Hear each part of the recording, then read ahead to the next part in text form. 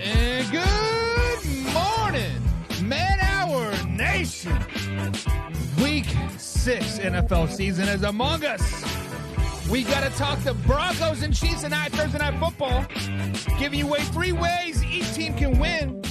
The trade deadline is fastly approaching. October 31st is almost here. Going to give you 4 players that need to be traded ASAP. We got about 8 3-wins teams in the NFL. We got to buy or sell some of those. But first...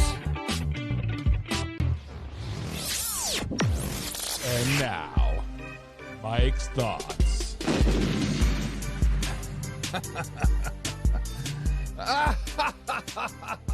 Oh, man. When stats smack you in the face, people find ways to deflect it. My man Hoffy gave me a list of his 32 NFL quarterbacks going into the week NFL season. He has an algorithm, just like we do in the power rankings. We have an algorithm that we put the stats, the completions, the incompletions, the touchdowns, the interceptions, the yardage, all into this amazing algorithm that Wayne G came up with. And then we rank those quarterbacks. Brock Purdy come out at number 1. Justin Herbert was like number 7. Patrick Mahomes was number 9. Trevor Lawrence was number 10.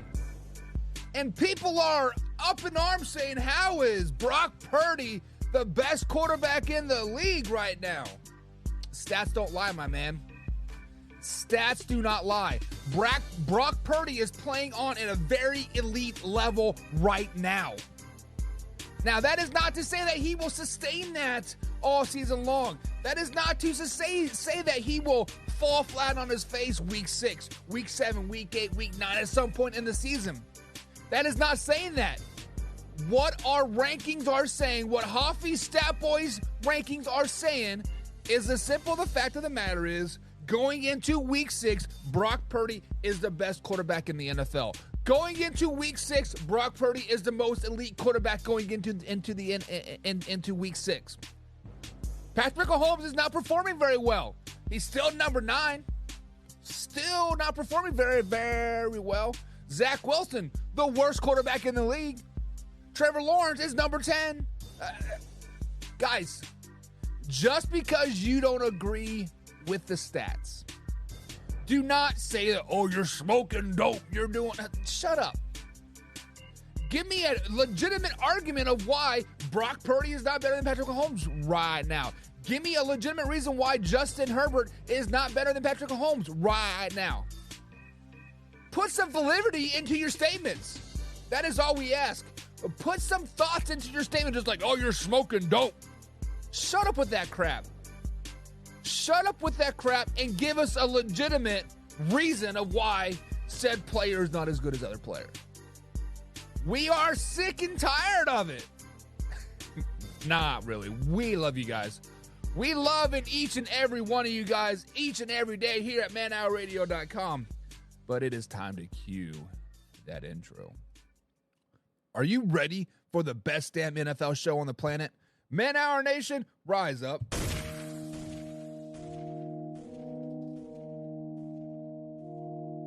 You don't want to be every time, no.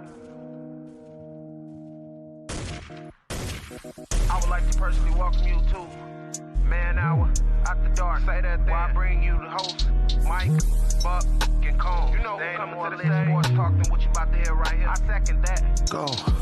You know that it's us when we talking about sports. Giving you facts on the field to the core. Tune in, we need the support. 1 hour too short, then listen some more. On all your stations, not dropping no music. Starts like Adidas, but Nike just do it. Down 4 in the 4th, we go for the win. Michael 2 seconds, we taking it in. Buck, Mike, and Combs, you know what's going on. Man, now we're After Dark, no LA, we the big spark. No 4th and inches, won't cut you short. Got the best talking, it's all sports. Buzzing more than buzzer beaters. We coming live all through your speakers, go. Sometimes, guys, you just got to let the beat build in your system. You got to let the snare hit. Good morning, Man Hour Nation. Michael Buckasha here with the Man Hour. Sure to head over to manhourradio.com. Check out the merchandise page, or check out the blog section as well. But most importantly, check out that listen tab. As soon as this live stream is over, around 11 a.m. East Coast time, by 11:15, 11:30 at the latest, I will have the podcast form up there for you guys to listen to. It will be on Spotify, iHeartRadio, iTunes, but most importantly over at manhourradio.com on the listen tab. It will be there first. Like I said, you guys are going to miss any part of the show. Click on that. Bada bing, bada boom. It will be there. We're going to talk about Chiefs Broncos tonight here on Thursday Night Football. Kansas City Chiefs go for 16 in a row. October 1st or October 31st deadline is coming up. I got 4 players that I think need to be traded ASAP. And then we got 8 NFL teams right now. That's right, 8 that are 3-win teams. We got to buy some of those teams. We're going to sell some of those teams. What 3-wins teams do we like moving forward? But first, we got to welcome the ultimate Lions fan out there. I said Lions. I meant Dolphins. The ultimate Dolphins fans out there. Everywhere he goes, he is rocking the aqua and the orange. He is rocking my team's faster than your team. He is rocking one of the best teams in the AFC. And that is my man, Arthur Brown, with the Man Hour Hoffy fins up. And he says, yo, what's up, Buck and Man Hour Nation? Good morning to you, Arthur Brown. And then we got my man that's rooting for the Chiefs tonight. The man that is going to put on his red and yellow. He's going to be pumping that chest saying, go Chiefs, go, baby. Giving us the atomic hot shot all night long. And that is Gabriel Garcia. What's up, Gabriel? He says, I got KC tonight. Yeah, I know. Really going to go out on a limb there, huh? Listen, this is a trap game for the Chiefs. This is a trap game for the Chiefs. They have won 15 straight over the Denver Broncos. It is a Thursday night game. Travis Kelce is hobbled. They got a slew of easy games coming up. They're looking forward to that Chargers games next week. So, hey, it is what it is. And then we got one of the biggest Detroit Lions fans out there, the man that claims that he is an NFL expert because his name has 4 letters in it. That is John Peoples is in the chat as well. He says, good morning, y'all. Good morning to you as well, John. I got my Adrian jersey right there, and if the Chiefs do lose tonight, I will be rocking the Adrian Hutchinson jersey every show from here on out. And he says, you're already making excuses. John says, I'm already making excuses. No, I am just speaking the facts, John. I am speaking the facts that this is a trap game for the Kansas City Chiefs this week.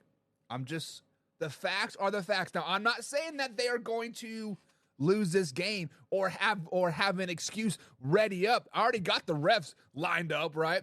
I already got the Thursday night game lined up. I got the Travis Kelce injury lined up. I'm just putting the bullets in the gun for Friday, right? I'm putting those bullets in the gun for Friday. Let's go. And is Tay-Tay going to be there? I have no idea. I have no idea if Tay-Tay is going to be at the game tonight or not. But, hey, every game she has been to, the Chiefs haven't lost. So, good luck, charm? I think so, baby. I think so. But, guys, it is Thursday edition here at manhourradio.com. The best damn NFL show, live, raw, uncut out there. We are live every Monday through Friday, 10 a.m. East Coast time. We give you the after show with the host, Mr. John Hoffy Manhour, every Tuesday and Friday at 10 p.m. East Coast time. But, guys, starting next week, starting Monday, we have been kind of tinkering with it. I've been rolling the things in my head, and we're going to bring Hoffy back to the morning show. We are going to bring Stat Boy back to himself in the morning show. We are going to have Combs. We're going to have Hoffy. We're going to have myself here on the morning show, not for an hour anymore. No. We said, when we're going to add my man Hoffy to the show, we're going to bring Combsy back. Damn it, we got to go big or go home. We're going to give you guys 2 hours of content moving forward. 2 freaking hours, baby. We are not going to be talking about the Chicago Bears every damn day. F those Chicago Bears. We're not going to be talking about the Green Bay Packers every day. F those Green Bay Packers. We're good. Guys, this is an NFL show. Live, raw, uncut NFL talking. That's exactly what we're doing, guys. 2 hours moving forward, starting Monday. Stat Boy will be back. Combs will be back. And bada bing, bada boom. Ooh, magic, baby, magic, baby, magic, baby. If you guys are excited about that, hit the like button. Say hashtag let's go in the chat. Because let's go, baby. Let's go, let's go, let's go. So tonight's game, guys, Thursday Night Football is underway. We are, less than 10 hours away from kickoff, like 9 hours till kickoff. Denver Broncos coming to Arrowhead Stadium. They want to circle the stadium again, do that little victory lap that they did like so long ago, and ever since then, they have not won a game versus the Kansas City Chiefs. The Kansas City Chiefs have won 15 straight versus the Denver Broncos. And Patrick Mahomes is 11-0 against the Broncos. 11-0. With that being said, guys, I'm going to give you 3 ways each team can win tonight. 3 ways. Let's start with the Denver Broncos. The Denver Broncos obviously are a team that is very well overmatched going into tonight's game. Nobody is picking them to win whatsoever. Even the deepest Denver Broncos fan, Hannah Bear, is saying, you know what, the Chiefs are going to roll us. But guys, if the Denver Broncos can do these 3 things, they can for surely beat the Kansas City Chiefs tonight. Now, one thing that I want them to do, the number one thing that they need to do is they need to put pressure on the receivers. What do I mean by that? The simple fact of the matter is that the Kansas City Chiefs do not have a go-to receiver as of yet. Going into week 6 of the NFL season, they do not have that security wide receiver blanket. Yes, they have Travis Kelce. But once you eliminate him, put pressure on the receivers, we put pressure on somebody to step up. Sky Moore, MVS, Rashid Rice, Justin Ross. Somebody's got to step up for the Kansas City Chiefs. So what I want you to do to put pressure on the receiver is take away Travis Kelce. Yes, I want you to double team a tight end. I want you to put a linebacker on him. I want you to put a safety on him. I want you to put a bracket in 3 on him. Whatever you got to do, take Travis Kelce out of this game. He is hobbled. He is injured. He has that low ankle sprain, but I want him completely out of the game. I want him isolated. I want you to see 87 on the field, and I want to be able to put an X on him saying he is not getting off the line. He is not getting open. And bada bing, bada boom, make the receivers step up. That is what I mean by that. Put the pressure on the receivers and make them step up. Number 2 is keep Patrick Mahomes in the pocket. But you're like, Buck, Patrick Mahomes is a pocket quarterback. He does really, really well in the pocket. Yes, he does. Patrick Mahomes is a very successful quarterback. Patrick Mahomes is one of the elite quarterbacks in the NFL. Right now, as an overall package, he is the best quarterback in the NFL, hands down. But you have to keep him in the pocket. What makes Patrick Mahomes so great is his ability to improvise at the line of scrimmage. The ability to roll the pocket and still be looking downfield and do the sidearm throws, do the jump throws, do the I'm going to look over here and throw it 30 yards across field, even though that's a no-no. We teach that in like elementary school. Don't ever do that. He does it anyways. That's what makes him so dangerous and so great. So when you keep Patrick Mahomes in the pocket, that eliminates the draw up on the sky connection that Travis Kelce and Patrick Mahomes has. That forces the receivers to step up. That goes back to our number 1 thing. That forces the receivers to get that connection with Patrick Mahomes in the pocket. That gives them time to, put pressure on him. You got to keep Patrick Mahomes in the pocket. And the third thing here is win the time of possession and win in the second and third quarter. So if you win the time of possession, you are going to put pressure on the Chiefs offense. You are going to put pressure on those receivers. You're going to put pressure on Travis Kelce. You are going to put pressure on on Andy Reid to draw up some big play, right? Hey, we need to score 15 points right now because we may not get the ball back. Well, you can only score 8 tops in a possession. So if you win that time of possession, dominate the time of possession, we're talking like 40-20, right? You can possibly win this game. Also, on the flip side of that, the Kansas City Chiefs have been shit the second and third quarter. They have forgotten to show up in the second quarter. Third quarter, they're like, oh, what do I do with my hands? You have to capitalize on those 2 quarters. I want you to control the ball for 10 minutes in both of those quarters. 20 minutes total. Let the Kansas City Chiefs touch the ball one time and be 3 and out. That would be such a momentum punch in the throat. And the Kansas City Chiefs like, right? Down goes Frazier. So 3 ways the Broncos can beat the Kansas City Chiefs tonight. Put pressure on the receivers, keep Mahomes in the pocket, and win the time of possession and the second and third quarter. Those are 3 ways I think they can win tonight. Gabriel Garcia think it's crazy that people still underestimate Justin Herbert. He's on a bad team. Let's just be honest. Justin Herbert is on a bad team. James Chamberlain is in the chat. What's up, James? He says, gotta shut down Mr. Pfizer.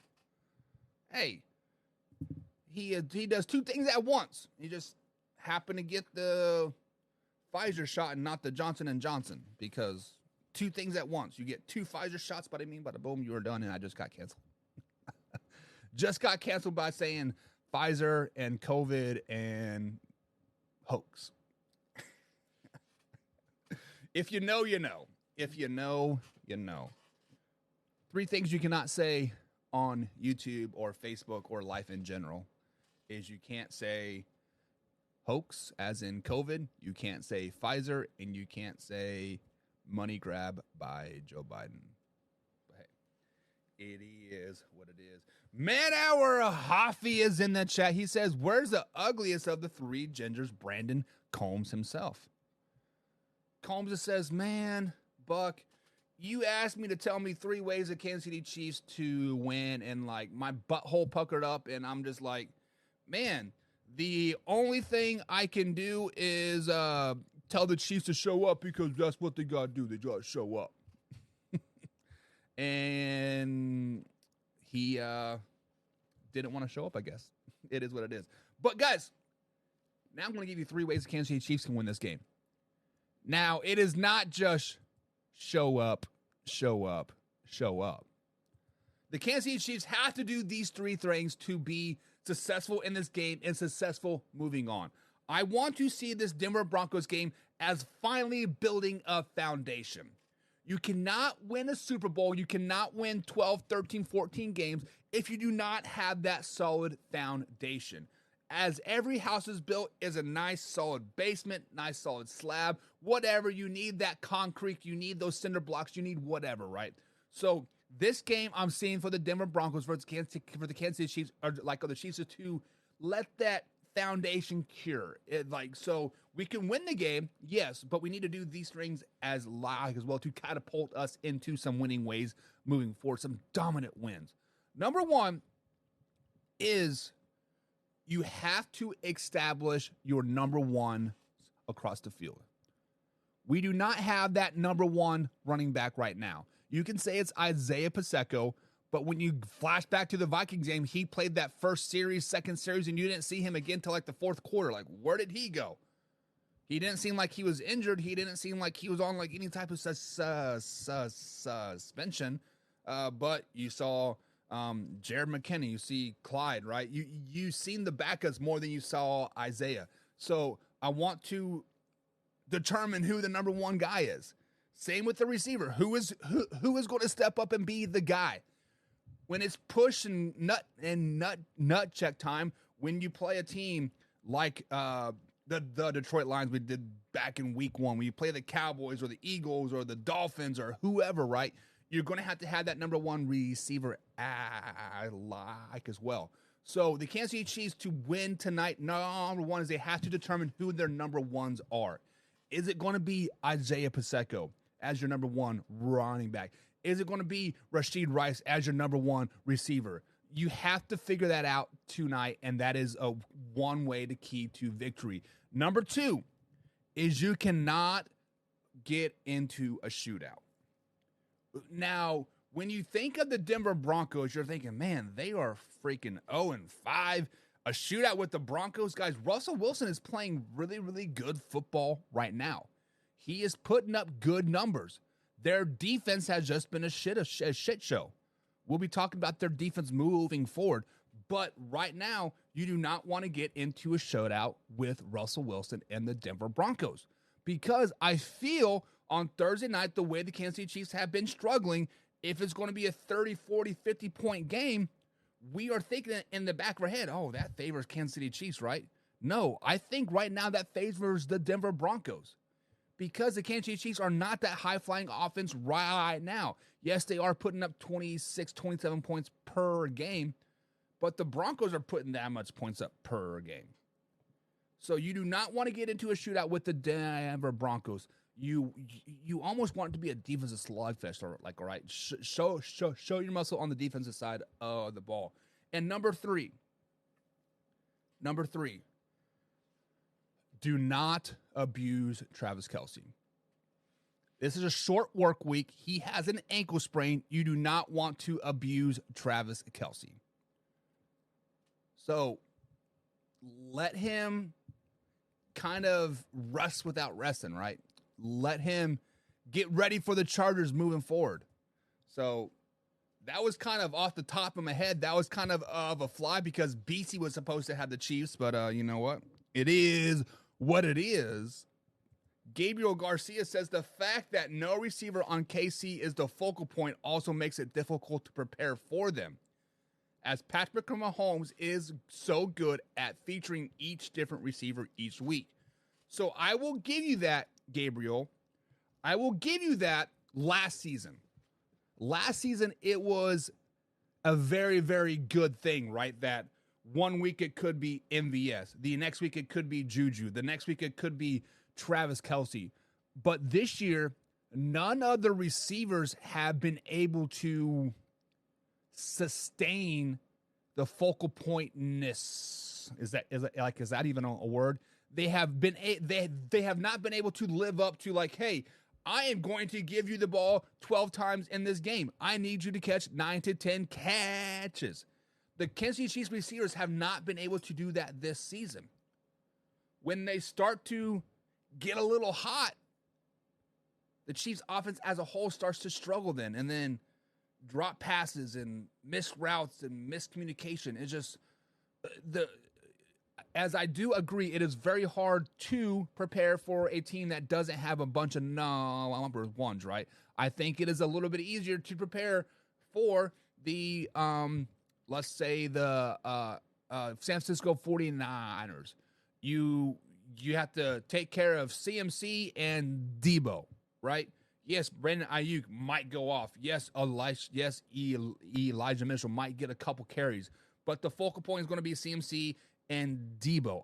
I give you that. So I agree, Gabriel, to an extent, but at some point the Kansas City Chiefs in late fourth quarter, down 13 seconds, who are we going to go to? Travis Kelce is injured. Who is our guy? That is what I'm trying to say. Jim Powell is in the chat. And he says if Jones didn't come back to KC, the West would look a little different. Listen, as Chris Jones is a very good focal point of the Kansas City Chiefs defense, I will give you that. And the Kansas City Chiefs defense is playing very elite right now. I don't think that changes the Kansas City Chiefs record.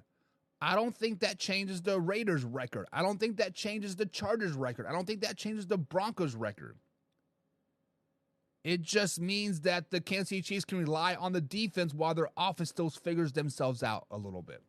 And if Chris Jones wasn't in Kansas City, there are 3 or 4 players that I'm getting ready to talk about here that they could go out and get. Trade deadline of October 31st is coming up. They could go up and get these guys. Arthur Brown says KC defensive line is going to be in Russell Wilson's face all night. It's going to be ugly. I don't know. like I said, Russell Wilson has been playing really good football. Stat Boy, I believe, has Russell Wilson as like a number 8, number 7 quarterback going into week 6 as far as his stats, touchdowns, incompletions in his algorithm. Russell Wilson's playing really good football. The Denver Broncos offense doesn't suck. They're not great. They're not elite, but they don't suck. I don't know. Only time will tell. We have, 8 hours ago. I'm excited. James says, I don't understand how Wilson and Judy haven't been able to establish themselves as one of the top quarterback receiver duos in the league. That is a great question. Now, didn't Jerry Jeudy go down halfway through last year's season? And then did he miss week 1 as well? If I'm not mistaken. So Jerry Jeudy has had a little bit of injury issues, right? They did have a very bad coaching staff. Let's just be honest. Last season, the offense was very anemic. This year, they are starting to come as their own, but there have been a lot of trade rumors surrounding Jerry Jeudy, right? The Denver Broncos have been involved in this, quote, fire sale.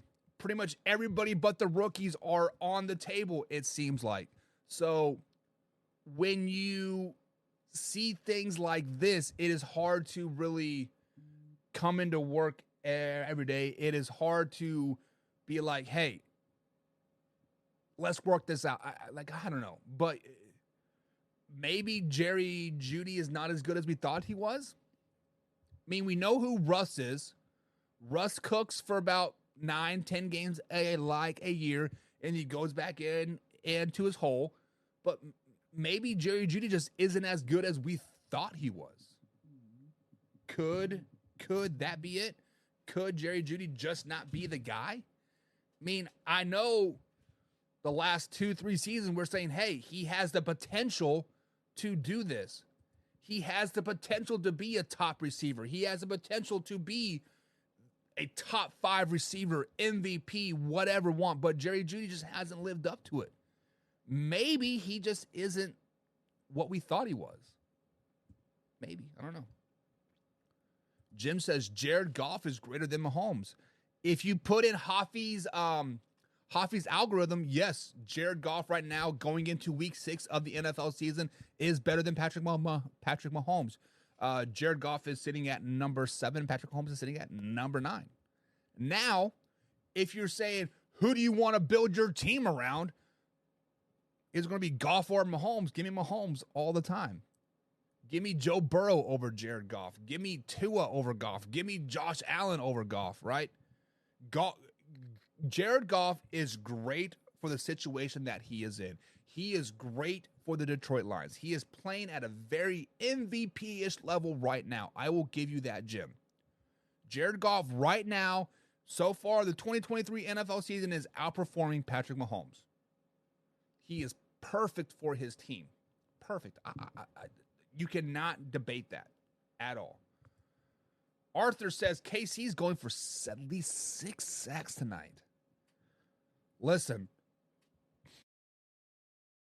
I would be okay going for 6 sacks tonight as long as Chris Jones gets 0. Kansas City Chiefs cannot afford him to get any more sacks. We need him for next year. We cannot afford to keep paying him was it $2 million a sack or something crazy like that. Maybe he can get a half a sack, get that just get that $1 million. But KC can go for 6 sacks tonight. Yes, it would be a great confidence booster for the second dairy, right? Jim says KC winning the game is like winning a high school fist fight against one of the other grades 15 kids.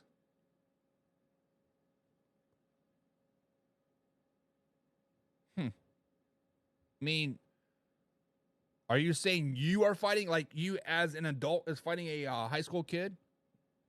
I guess that would still be. It's still going to be a fight. Some high school kids can fight, man.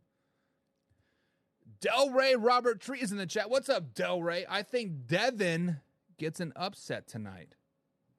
I think he means Denver gets an upset tonight. Listen, this is a very good trap game for the Kansas City Chiefs. The Kansas City Chiefs are in trap game mindset right now. I believe John says firing up the excuses for me as a Chiefs fan. The simple fact of the matter is that this is a trap game for the Kansas City Chiefs. Broncos are not very good. Travis Kelce is hobbled. Short work week. They have won 15 straight versus the Denver Broncos. Patrick Mahomes has never lost. Trap game 100%. Russell Wilson hasn't been a top 10 quarterback since he left Seattle. Now, for the whole season, sure. Last season, he was not a very good quarterback. That was his first year outside of Seattle. But last year, he was not a very good quarterback. The algorithm says right now that he is a very good quarterback. He's a top 10 quarterback right now. Hoffy, I think he has him, what was it, number 8, I think it was. I don't have the thing up in front of me. But Gabriel says Denver isn't winning a shootout against a top 10 defense like the Kansas City Chiefs. If it is a shootout, Gabriel, that means that the Kansas City Chiefs defense is not playing at their top 10 status. If it is a shootout, that means Russell Wilson is cooking. If it is a shootout, that means Jerry Jeudy is cooking. On the other hand, that does mean that Travis Kelce is probably healthy. That probably does mean that Rashid Rice is finally catching the ball. Tooney is catching the ball. I don't want it to, as a Kansas City Chiefs man, I do not want it to be a shootout tonight. I want it to be a slugfest. If it is a shootout, I am low-key kind of scared. I am low-key scared that the Denver Broncos might win a shootout versus the Kansas City Chiefs. I low-key think that if it is a shootout, that will put a blueprint of how to beat the Kansas City Chiefs moving forward. Now, they will adjust that blueprint at some point. The Kansas City Chiefs offense at some point should come together and start to be the Kansas City offense that we used to know and love. But right now, the Kansas City Chiefs offense is not very good. Bottom tier offense in my eyes. My eyes tell me second, third, fourth quarter, they're not a very, very good offensive team. If it is a shootout, I got to give it to the Denver Broncos.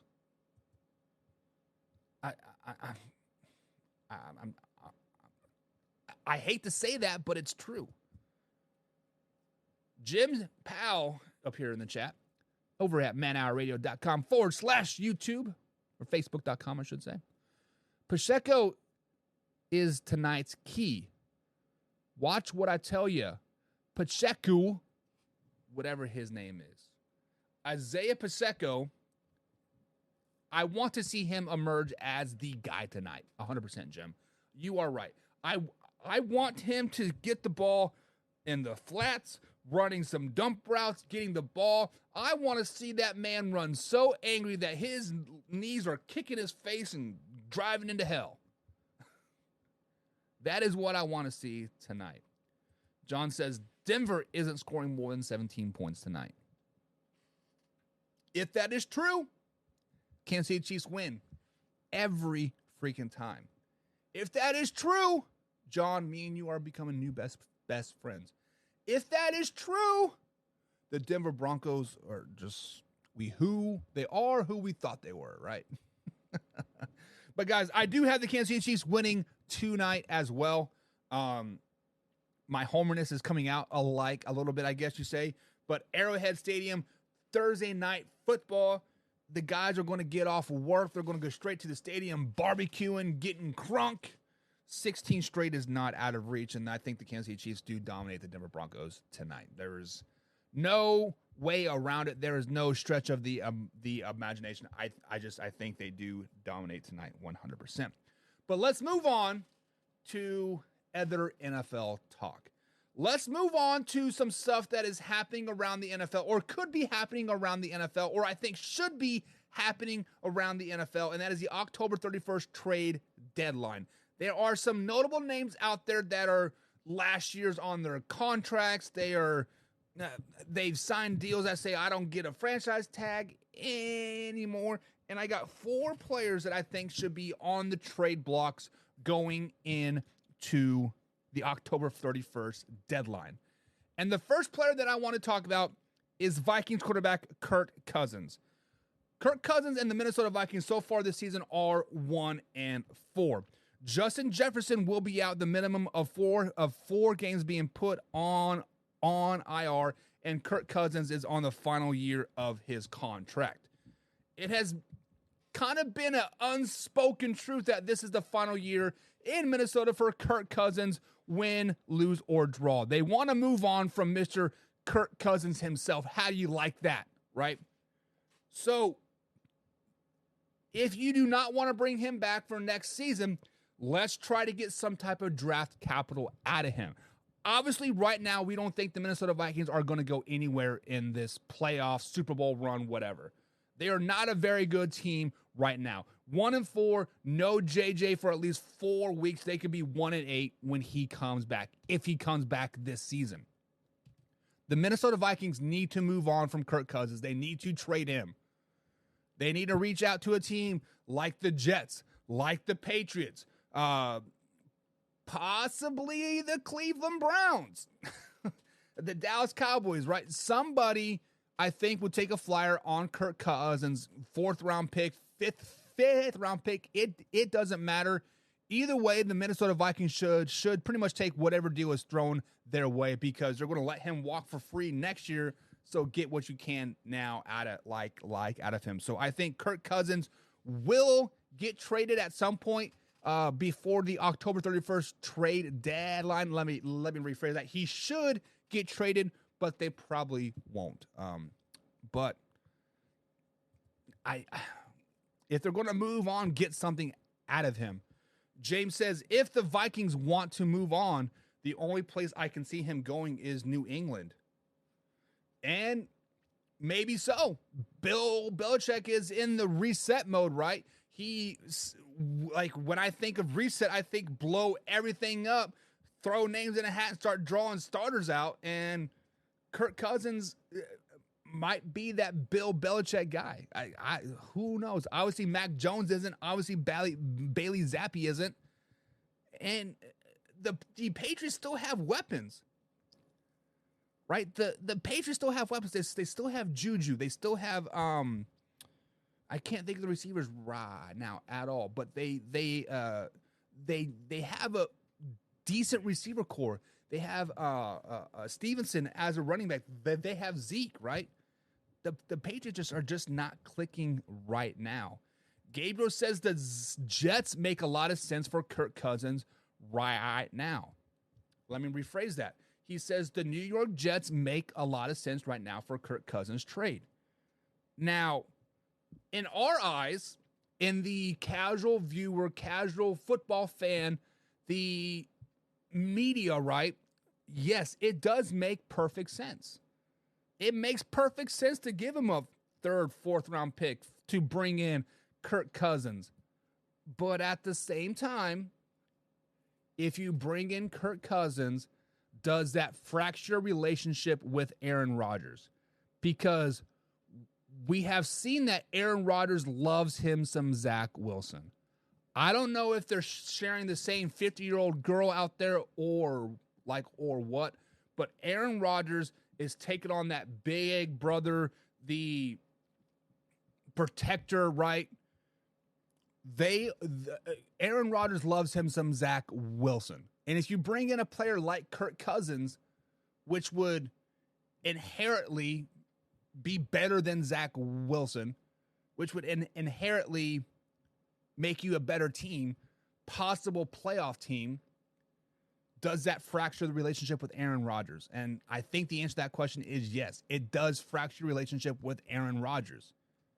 Now, he does have a 2-year deal, right? Was it a 3-year deal? I think it's a 2-year deal. So he could probably opt out of his final year and F you guys, let me go to Minnesota. I don't know. But Gabriel, it makes sense to us, but I do not see that happening at all. At all. Now, Atlanta. Desmond Ridder is coming into his own. Desmond Ridder is starting to understand the NFL game, understand the offense, right? Desmond Ridder is starting to become that guy in Atlanta. I don't think you bring in a quarterback like Kirk Cousins to disrupt that young core that they got, right? I don't see that. Cleveland Watson trade. Listen, I would be all for a Deshaun Watson trade for Kirk Cousins, but the dead money hit that the Cleveland Browns have, I think it's over $200 million if they were to trade or cut Deshaun Watson. It is $200 million this year, $180 million like the next year, and then $65 million and $45 million, if I remember correctly, over the next 4 years, because it is all guaranteed money, and it is a dead cap hit. So no matter what, you cannot get that money off of your books if you cut him. So, or cut him or trade him or whatever. I just cannot see it happening. Kirk Cousins for Jimmy G, says Jim Powell. Do you think Josh McDaniels lets his guy go? His guy is Jimmy G. He wanted to bring Jimmy G in. Do you think he lets him go for Kirk Cousins? Now, I think it would be a great improvement. Kirk Cousins can push the ball down the field. Kirk Cousins reminds me a lot of Derek Carr, the rah-rah guy, right? The shit-talker man himself. Kirk Cousins would be great for Las Vegas. Would be great. If that trade happens, I would even go out on a limb saying they're a playoff team. But I don't see that happening. I don't see Josh McDaniels moving on from his guy Jimmy G. There's a reason why he went out and got Jimmy G. He wanted Derek Carr out of town and brought Jimmy G, and there's a reason, because he loves him some Jimmy G. Gabriel says Ridder is trash. Ridder is trash, says Gabriel. Ridder is a up-and-coming quarterback still. He is not on that trash level yet, but he's not a good quarterback either. But he's improving each week. Let's give him that. This is his first full offseason as a starter, because if you think about it, last year Marcus Mariota was a starter and Ridder didn't come in until week 12, I think it was. So give him some time. Atlanta doesn't need to mess with that. They have things brewing, says James. I agree with that. James says Vikings want to get younger. No way they trade for Jimmy G. Do they want to get younger, though, or do they want to win?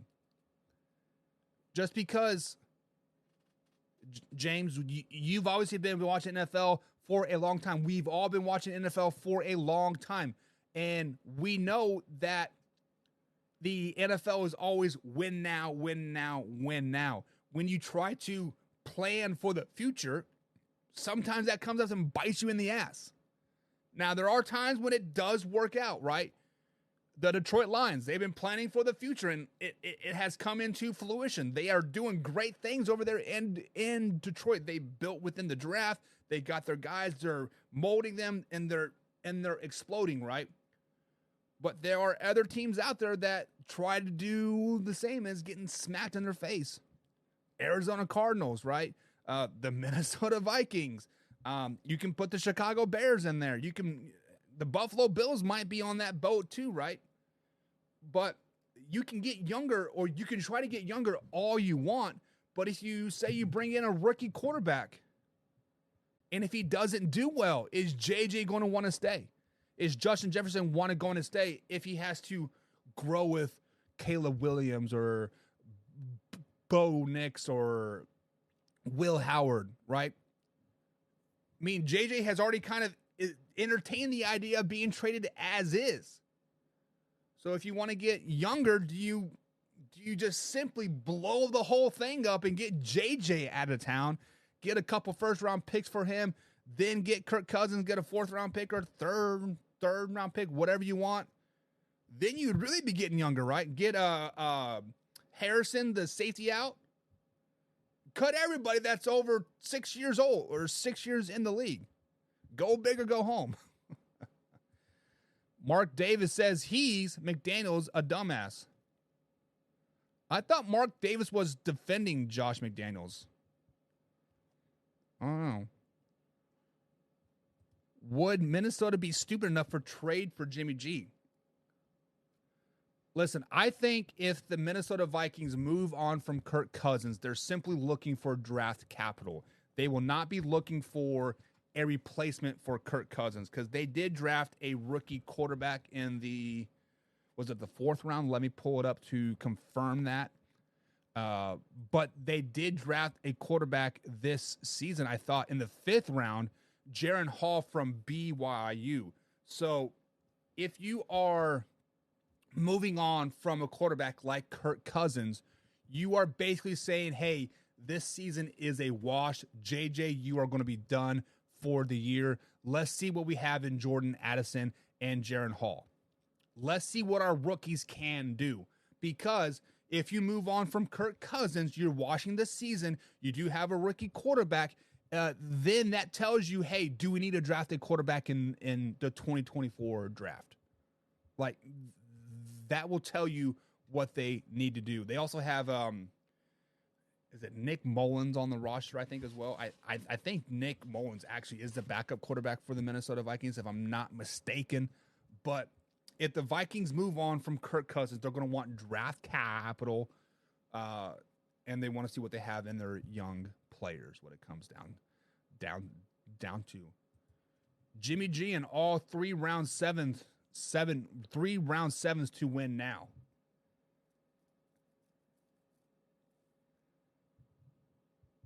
Huh. Jim, you are making a good push here, right? You are making a good play for the Minnesota Vikings to bring Kirk Cousins into town. You are making a great push, man. I will give you that. But would the Vikings want Jimmy G? Would you give up Josh Jacobs for Kirk Cousins? Straight up. Kirk Cousins for Josh Jacobs, straight up. No kickers, no salary cap crap, none. Straight up. Josh Jacobs for Kirk Cousins. Would you do that? You want to win now. You think Kirk Cousins can help you win now. Give us Josh Jacobs. Give us Josh Jacobs. That's a good deal, right? Vikings will either draft a quarterback, says Gabriel, most likely. They have JJ hitting his prime and a young Addison. They will want to add a young quarterback too for the long term. Work on your lip reading, Buck. Jim says Josh Jacobs will be gone yesterday. He says, hell yeah, make that deal happen. He says, make that deal happen right now. Kirk Cousins for Josh Jacobs. Kirk Cousins puts us in the Super Bowl. Yeah, and who would you guys have to rush the ball again? Is it Abdullah, Amir Abdullah or Jameer White, Brandon Bolden? Or would you entertain the idea for the Kansas City Chiefs? Like, hey, you guys have 3 running backs. Or look at the free agent market. So you used to have Leonard Fournette out there. I don't know. A next player that I want to talk about that could possibly, that should be traded right now from the Minnesota Vikings, and that is Danielle Hunter. Danielle Hunter is on the last year of his contract for the Minnesota Vikings. He did get a reworked contract this season for a 1-year deal because they could not come to terms of a long-term deal. But in that 1-year deal, it simply says no franchise tag clause in there. So basically this is the last year of Danielle Hunter in Minnesota if they cannot determine a long-term deal. Now, we talked about Kirk Cousins. Danielle Hunter. This is a player that you can get a lot of draft capital for. A first-round pick, a couple second-round picks, two thirds and a second. Danielle Hunter is a very, very good pass rusher. He is the heart and soul of that Minnesota Vikings defense right now. If I am the Minnesota Vikings, I am fielding all calls for Danielle Hunter right now. There are teams out there that want the services of a great pass rusher. There are teams out there that could use Danielle Hunter. They could instantly make them a 3-win team or like a 600 team into a 700-800 team. Danielle Hunter is that type of player.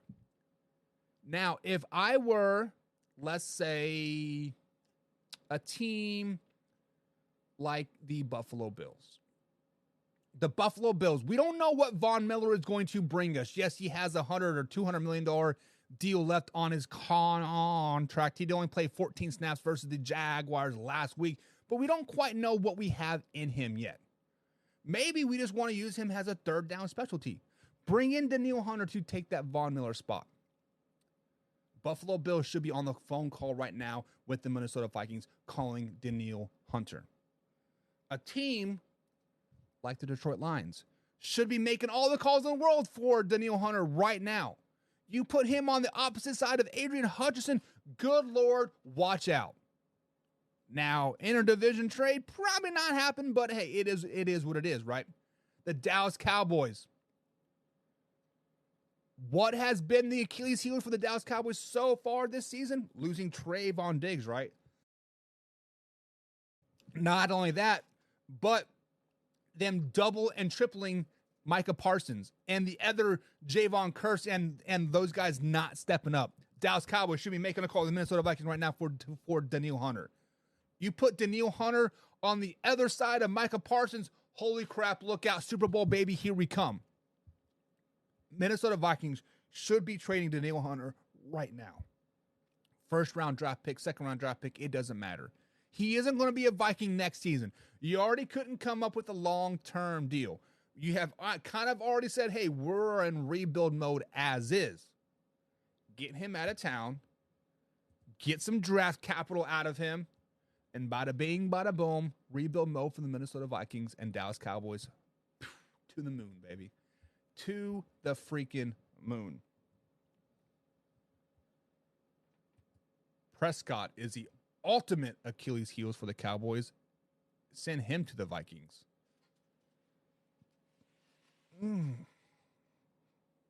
What are Kirk Cousins for Dak Prescott makes sense. How about this? Kirk Cousins and Danielle Hunter for Dak Prescott and first round draft pick. There you go. Guys, there's a lot more to get to still, but that hour flew by. That's why we're coming into 2 hours next week starting Monday. 2 hours, man hour NFL talk starting Monday with Stat Boy and Combsy. Dallas has to take a $62 million dead cap hit to get rid of Dak. Ouch. That's not going to happen. That's not going to happen.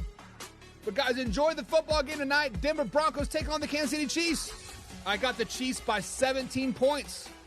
20-3 tonight is the final score, in my opinion. Let me know what you guys got later tonight. Bada bing, bada boom. We'll see you tomorrow, 10 a.m. East Coast time. We out.